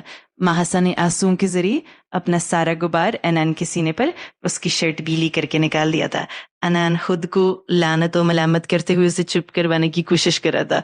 माही, मजाक था यार, इस तरह रिएक्ट क्यों कर रही हो? तुम उकता गए हो ना मुझसे। महासा ने भीगी पलकों को उठाकर अपनी सुर्ख आंखें उसके चेहरे पर गाड़ दी और लरसते लहजे में अपने खौफ को अया कर दी। अनान ने मुस्कुरा कर उसे देखा था और दाएं हाथ से उसकी कीमती मोतियों को अपनी उंगलियों की पूरों पर छुना और मुस्कुराते लहजे में बोला, तकलीफ होती है ना माही जब मोहब्बत को ईमानदारी से निभाने की बजाय इसमें रेत के जर्रे के बराबर भी किसी को शरीक ठहरा लिया जाए। मुझे भी तकलीफ होती है ये सोचकर ही कि तुम्हारे दिल में सिर्फ नमी रहता है, तो जल्दी या देर में तुम्हें तुम्हारी मोहब्बत लौटा दूंगा। अनान के संजीदा अंदाज पर महासा ने बेयकीनी से उसे देखा था। अनान, क्या तुम मुझ पर एतबार नहीं करते? इस सवाल पर अनान जख्मी सा मुस्कुराया था। तुमने एतबार की डोर थमाई कब थी मेरे हाथों में जो तुम ये सवाल कर रही हो? अनान महासा से दूर होते हुए बोला था।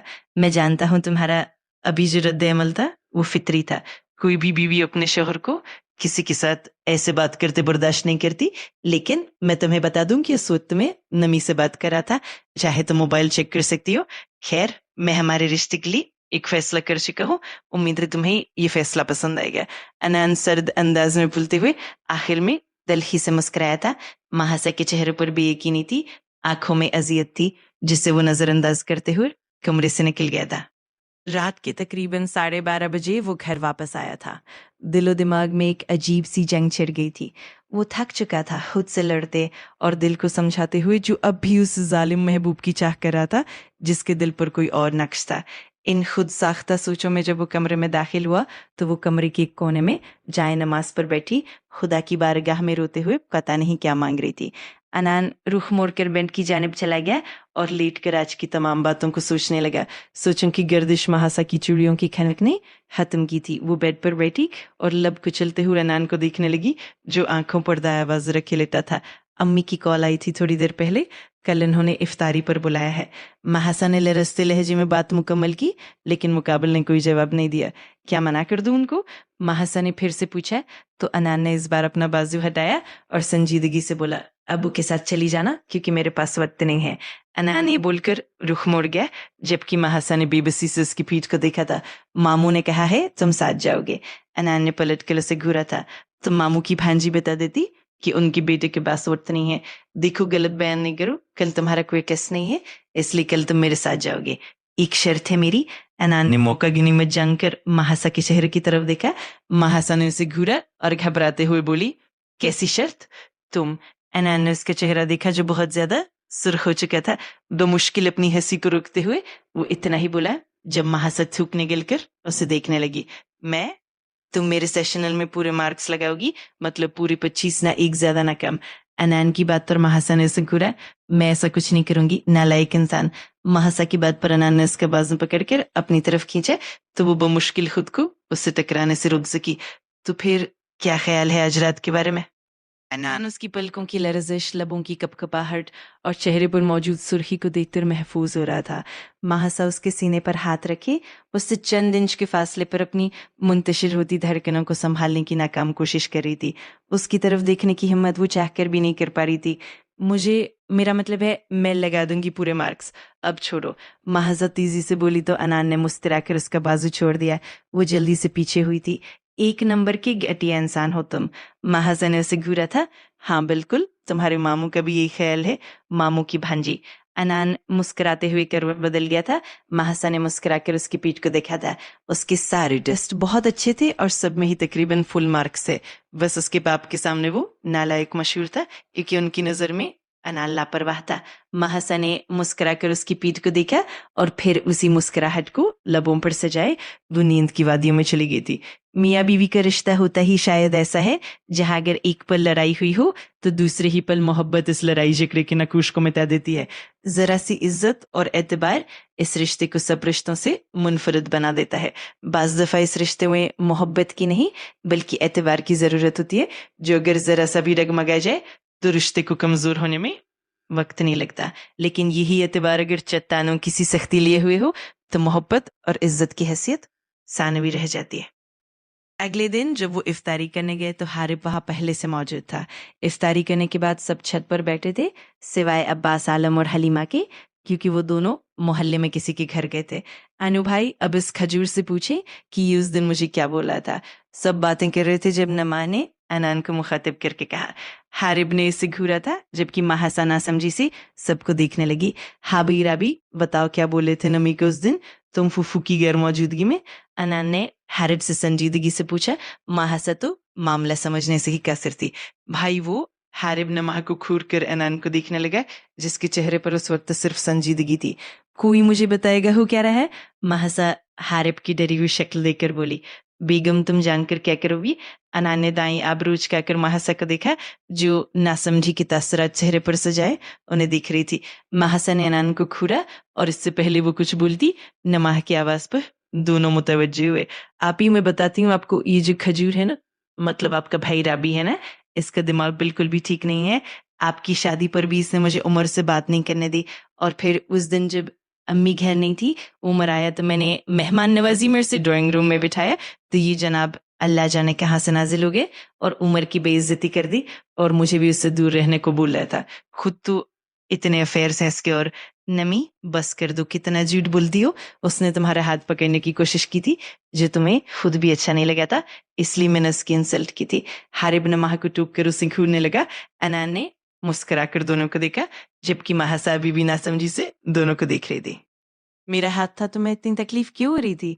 नमाह बिना किसी लिहाज की बोली थी। हाथ तो लगाए कोई तुम्हें, मैं हाथ ही तोड़ दूंगा उस शख्स के। हारिब नमाह को घूरने लगा और वो दोनों महासा और अनान की मौजूदगी को अक्सर फरामोश कर गए थे। क्यों तोड़ोगे? मैं तुम्हारे दांत तोड़ दूंगी खजूर अगर तुमने उमर को कुछ भी कहा तो। बस खामोश हो जाओ तुम दोनों और खबरदार किसी की आवाज भी निकली वरना मुझसे बुला कोई नहीं होगा। महासा दोनों कानों पर हाथ रखकर गुस्से से उन दोनों को घूर कर बोली थी जब शरीफों की तरह खामोश होते हुए अनान को मदद तलब नजरों से देख रहे थे। इंतहाई बचकाना हरकतें करते हो तुम दोनों, मेरी बात ध्यान से सुन लो तुम दोनों। दोनों ने अब लड़ाई की फजूल बातों पर तो मैं दोनों से बात नहीं करूंगी। महासा ने धीमी मगर सख्त आवाज में दोनों को बावर करवाया था। नमाह और हारिब ने एक दूसरे को देखा और फिर एक जबान होकर बोले, सॉरी आपी, ठीक है आइंदा ध्यान रखना इस बात का। महासा मुस्कुराते हुए बोली तो अनान ने से एक नजर देखा और छत की दीवार की तरफ चला गया। घर नहीं जाना क्या? थोड़ी देर बाद उसे अपने पीछे से महासा की आवाज सुनाई दी। राबी मोहब्बत करता है नमी से और ये मोहब्बत उसकी आंखों और हर अमल में मौजूद है। इससे पहले कि वो उससे हासिल करने के लिए कोई गलत कदम उठाए, तुम फुफ्फू से बात करो और मैं अबू से बात करता हूँ इन दोनों का निकाह करवा दिया जाए। अनान बिना उसकी तरफ देखी बोला तो महासा ने हैरानगी से उसकी पीठ को देखा। तुम इतने वसूख से कैसे कह सकते हो ये मोहब्बत है? अट्रैक्शन भी तो हो सकती। महासा की बात पर वो पलट कर उसे देखने लगा। मोहब्बत महसूस वही कर सकते हैं जो इस दलदल में गिरे हो, जो एहसास से आरी इंसान हो। वो मोहब्बत को क्या पहचानेगा? अनान के तंजिया अंदाज पर वो लम्हेंच की थी। मैं चाहता हूँ हमारी तलाक से पहले इनका निकाह हो जाए ताकि बाद में कोई इश्यू ना हो। अल्फाज थे या नश्तर जो महासा को खुद में पियोस्त होते महसूस हुए थे। बेयकीनी से वो लड़खड़ाते हुए 2 कदम दूर हुई थी तो गोया वो फैसला कर चुका था। तुम मुझे तलाक दोगे? शदीद बेयकीनी और कर्ब से उसके लबों से ये अल्फाज टूट के निकले थे। तुम नमीर से मोहब्बत करती हो और मेरी मोहब्बत इस बात की इजाजत ही नहीं देती कि मैं तुमसे तुम्हारी सारी खुशियां छीन ली। अनान खुद पर जब्त की बहुत मजबूती से अपनी बात कह गया था। तुम ये कैसे सोच सकते हो मुझे उस शख्स से मोहब्बत होगी जिससे रिश्ता जुड़ने की वजह से मैं हमेशा बेसुकून रही थी? महासा ने नम आंखों और लरसते लबों से अनान अब्बासी से पूछा। अनान का दिल तड़प उठा था महासा की नम आंखों को देखकर। वो आगे बढ़ा और उनको अपनी मोहब्बत से चुनने लगा जब महासा उसे धक्का देकर बोली थी, दूर हो तुम मुझसे घटिया इंसान। ये बोलकर महासा वहां से भागने वाले अंदाज में नीचे की तरफ गई थी जब अनान ने गुस्से से दीवार पर हाथ मारा था। बड़ा ही कोई बेगैरत इंसान है तू अनान अब्बासी। अच्छी खासी वो खुश थी और तूने रुला दिया। हमेशा तेरे ये ऊट पटांग आइडियाज तुझे मरवाते हैं।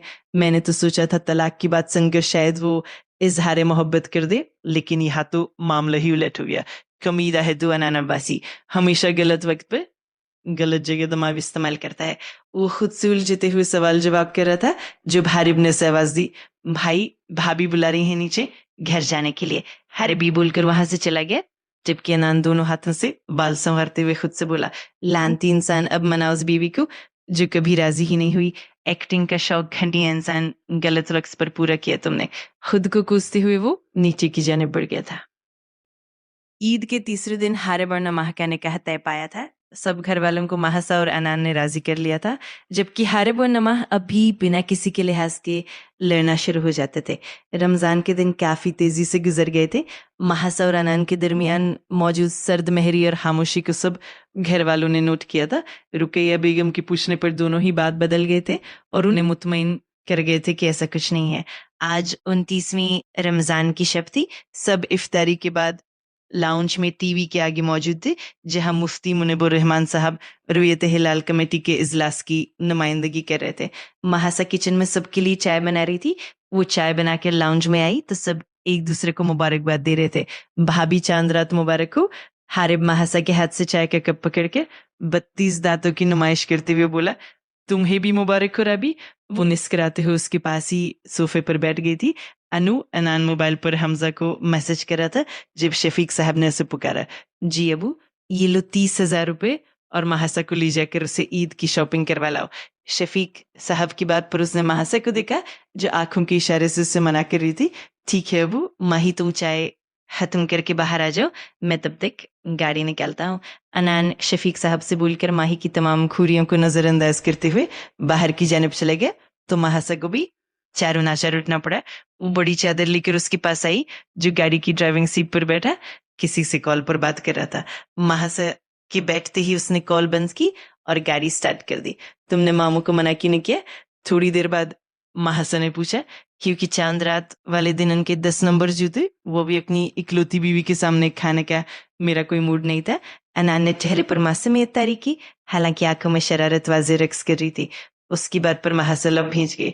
उसके बाद शॉपिंग मॉल तक उन दोनों के दरमियान खामोशी ने राज किया था। शॉपिंग करते हुए अनान ने महासा की पसंद को मद्देनजर रखा था। तकरीबन 1 बजे के करीब वो शॉपिंग करके लौटे थे। महासा फ्रेश होकर कमरे में आई तो अनान पूरे बेड पर टांगे फैलाए लेटा था। महासा ने उसे घूरा जो आंखें बंद करके मुस्कुराहट को लबों पर सजाए उसे चिढ़ाने की भरपूर कोशिश कर रहा था। अनान पीछे हटो, मैं बहुत थक गई हूँ, मुझे सुना है। महासा के रुआ से अंदाज पर वो करवट बदलकर बाएं साइड पर हो गया था। महासा ने शुक्र का कलमा पढ़ते हुए लाइट ऑफ की और अपनी साइड वाला लैंप ऑन किया। वो बेड पर लेटी ही थी जब अनान ने उसका बाजू पकड़कर उसे अपनी तरफ खींचा। वो हवास बाख्ता सी उसके सीने पर हाथ रखे उसे देख रही थी, जिसकी आंखों में जज्बात और लबों पर मुस्कुराहट उसे बहुत कुछ समझाने पर मजबूर कर रही थी। वो अनान की दिल की धड़कन अपने हाथ के नीचे बआसानी महसूस कर रही थी।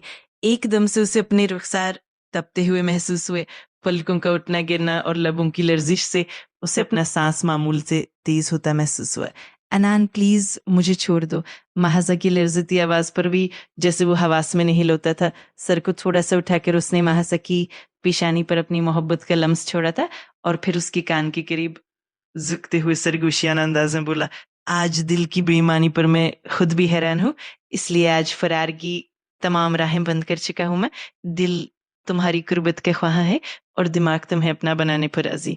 तुम्हारे चेहरे पर बिखरे कौसे कज़े के रंग मुझे आज सारी हुदूद को तोड़ने पर उकसा रहे हैं और यकीन मानो तुम्हारे चेहरे पर हया के रंग बहुत दिल फरेब है। अनानस के कानों में तिलस्म फूंकता करवट बदल के साइड लैंप ऑफ कर गया था। अगले दिन वो ईद की नमाज पढ़ कर आया। अपनी माँ से मिलकर उसने हारिब को ईदी दी। लाउंज में नजरें दौड़ाई तो वो दुश्मनी जान नजर नहीं आई जिसकी दीद की ख्वाहिश उसे तंग कर रही थी। अभी कल रात ही तो उसने अपने रिश्ते को एक मुकाम दिया था, लेकिन अब महासा के रद्द अमल का सोचकर ही उसकी जान हल्कान हो रही थी। थोड़ी देर अपनी माँ के साथ गैर हाजिर दिमागी से बातचीत करने के बाद वो ऊपर चला आया। दरवाजे को जैसे ही उसने खोला वो ठिठक सा गया था। सामने ही वो तमाम तरह हथियारों से लैस उसके हवास सल्ब कर चुकी थी। वो उसी के लाए हुए कपड़ों में मुलब्बस नजर लग जाने की हद तक खूबसूरत लग रही थी। ईद मुबारक। अनान जल्दी से खुद को कंपोज करते हुए अंदर आया और उससे 4 कदम दूर खड़े होकर मुस्कुराते हुए बोला, तुम्हें भी ईद मुबारक। जवाब में उसने धीमी मगर हफगी भरी आवाज में कहा और जानबूझ के ड्रेसिंग की चीजें इधर उधर करने लगी। तुम्हारी ईदी। अनान ने उसके सामने चंद हजार के नोट रखे तो मासा ने उसे घूरा। मुझे नहीं चाहिए। मासा ये बोलकर वहां से जाने लगी तो अनान उसके सामने खड़ा हो गया। माही, मसला क्या है? अब किस चीज को लेकर नाराज हो रही हो? अनान के नरम अंदाज पर उसका दिल बोझिल हुआ और वो उसके कंधे से पेशानी टिकाकर रोने लगी। अनान ने मुस्कुराकर उसे अपने हिसार में लिया। तुम बहुत बुरे हो अनान अब्बासी, बहुत ज्यादा बुरे हो। तुम्हें मेरी कोई परवाह नहीं है। उसकी बात पर अनान ने मुस्कुराहट को लबों पर रोका और उसके बाल से हिलाने लगा। Okay, I am sorry. तुमने मुझसे शादी से इनकार इसलिए किया था ना क्योंकि मैं तुमसे 4 साल बड़ी हूँ? मामू ने जबरदस्ती हाँ कहलाई थी तुमसे। मासा ने थोड़ी देर बाद उसकी आंखों में देखकर कहा तो अनान ने हैरानी से उसका चेहरा देखा। अगर मैं इनकार करता तो क्या ये शादी हो सकती थी? अनान के उल्टा सवाल करने पर उसने अनान को घूरा। मैंने खुद तुम्हें हमजा से बातें करते हुए सुना था जब तुम बोल रहे थे कि मामू तुम्हारे साथ जबरदस्ती कर रहे हैं। और बस करो यार, कितना बोलती हो तुम। अनान ने उसके सुर्खी से मुज़य्यन लबों पर अपनी शहादत की उंगली रखी और मुस्कुराते लहजे में बोलकर मुकाबिल को खामोश कर दिया। वो सिर्फ तुम्हें तंग करने के लिए बोला था ताकि तुम मुझसे लड़ती, लेकिन मुझे क्या मालूम था उस बात को तुमने अना का मसला बना लिया। तो क्या तुम्हारे गैरज की ये वजह थी? अनान के जवाब पर उसका दिल सरशार हो गया था। उसे अपने अंदर तक सुकून उतरता महसूस हुआ था। वो सच बोल रहा था क्योंकि उसने अपने हर अमल से उसके सामने अपनी मोहब्बत जाहिर करने की कोशिश की थी। मैं खुद को तुम पर मुसल्लत नहीं करना चाहती थी और तुम मुझे उस घटिया नमीर के ताने देते थे। एक और शिकवा लबों से आजाद हुआ तो अनान ने मुस्कुराकर उसे अपने हिसार में लिया। फिर दाएं हाथ की 2 उंगलियों को उसकी ठुड्डी के नीचे रखा और उसका चेहरा ऊपर उठाते हुए खुमार आलूद लहजे में बोला, और जो यूं बन सवर कर मेरे हवास गुम कर चुकी है उसका क्या? अनान, तुम मुझसे वाकई मोहब्बत करते हो ना? अनान ने मुस्कुराकर उसे देखा और मोहब्बत भरे लहजे में बोला, मेरी आंखों में झांक लो। अगर अक्स तुम्हारा हुआ तो याद रखना कि तुम अनान अब्बासी का इश्क बन चुकी हो और इस इश्क को लफ्जों के सहारे की जरूरत नहीं है। उसकी बात पर एक शर्मगीन मुस्कुराहट ने उसके लबों का इहाता किया था। एतबार करते हो ना मुझ पर? क्या एतबार के बगैर मोहब्बत मुमकिन है? वो उसे मुतमईन कर रहा था। अपने लफ्जों से ज्यादा वो लहजे से मुकाबिल को अपना बना चुका था। लेकिन मैं तो अभी तुमसे नाराज हूँ, मासा शरारत से बोली। दो अनान ने उसकी पेशानी से अपनी पेशानी टिकाई और मध्यम लहजे में बोला, इस नाराजगी पर कौन ना मर जाए। अनान शरारत से बोला तो मासा मुस्कुराते हुए पीछे हट गई। मेरी ईदी। मासा ने हक से उसके सामने हाथ बढ़ाया था। पूरा अनान अब्बासी। अनान उसका हाथ थामते हुए बोला तो मासा ने उसे घूरा। वो उसे हिसार में लेने लगा तो वो झेंप सी गई थी। वैसे तुम मुझे मजबूर कर रही हो कि हम ईद यहीं गुजार दें? अनान की मानी खेज बात पर उसने अनान को घूरा तो अनान का कहकहा कमरे में गूंज गया था। ईद की खुशियों ने उन्हें अपने हिसार में ले लिया था। एतबार की मंजिलें तय करते हुए वो दोनों एक दूसरे को मुकम्मल कर गए थे। ईद ने गोया उन दोनों को उनकी खुशियां लौटा दी थी। कुछ गिले शिकवे जो उन्हें थे आपस में सुलझाकर उन्होंने अपने रिश्ते को कमजोर होने से बचा लिया था। दोनों एक दूसरे से मुतमईन होते हुए नीचे की जानिब सबसे मिलने के लिए चले गए थे। ये ईद खुशियां लौटा देती है जाना, कभी आपसी रंजिशों को बुलाकर तो देखो। खत्म शुद। उम्मीद है आप लोगों को नॉवेल पसंद आई। मुझे तो अच्छा लगा, क्यूट सी लव स्टोरी। और ऐसे ही नॉवेल सुनने के लिए चैनल को सब्सक्राइब करना ना भूले।